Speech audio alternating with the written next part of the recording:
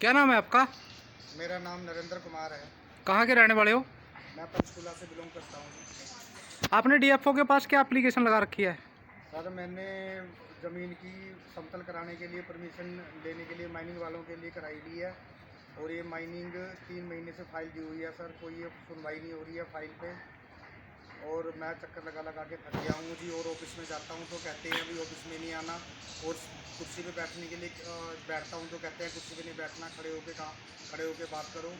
और सर मेरे से पैसे मांगे जाते हैं और मैं पैसे नहीं देता तो लाख लाख रुपए की कहते हैं अभी लाख रुपए दो फिर तुम्हारी फाइल पास होएगी।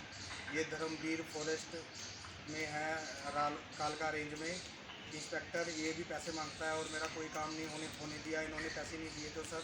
और ये मेरे को कहते हैं ऑफिस में भी नहीं आना, वहाँ डिवीज़न में भी पंजोर भी मना करते हैं आने के लिए, और यहाँ पे भी सर मेरी कोई सुनवाई नहीं हो रही है।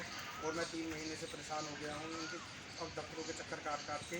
मैंने सारे डॉक्यूमेंट की डॉक्यूमेंट्री ओके करा दी है, फिर भी ये मेरी फ़ाइल को पास नहीं होने दे रहे, और जबकि वहाँ पे सारा काम चल रहा है और फिर भी अवैध माइनिंग हो रही है। पर ये 1 नंबर से मेरी फाइल पास होने नहीं दे रहे हैं और बार बार मेरे से ये कहते हैं यहाँ पे वही आता है जिसको कि पैसे दिए जाते हैं, जो भी हमें पैसे देता है वही उसी का काम होता है। ऐसे सर मेरा काम होने नहीं देते हैं और मेरे को धुतकार के साइड में बैठा के रखते हैं या बोलते हैं बाद में आइए, वो मिलती नहीं है। तो आप हमारे से क्या चाहते हो? हम सर आपसे चाहते हैं कि अब मेरे को मेरी फ़ाइल की परमिशन मिले। 1 नंबर की फ़ाइल है सर, 1 नंबर के सारे कागज़ ओके करे हुए हैं, फिर भी मेरे को परमिशन नहीं दी जा रही है।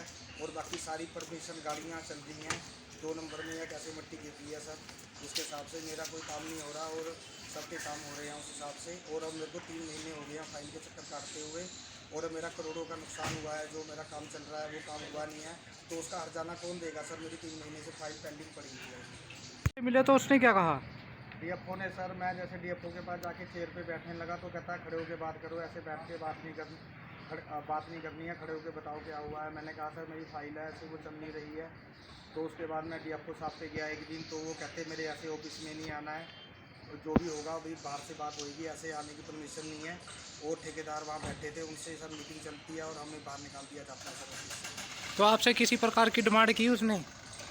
उन्होंने सर सब ऐसे ही कहते, उन्होंने पूछा भी पैसे कोई ले रहा है, कुछ नहीं ले रहा है, तो सब पैसे ही के लिए बोलते हैं सर।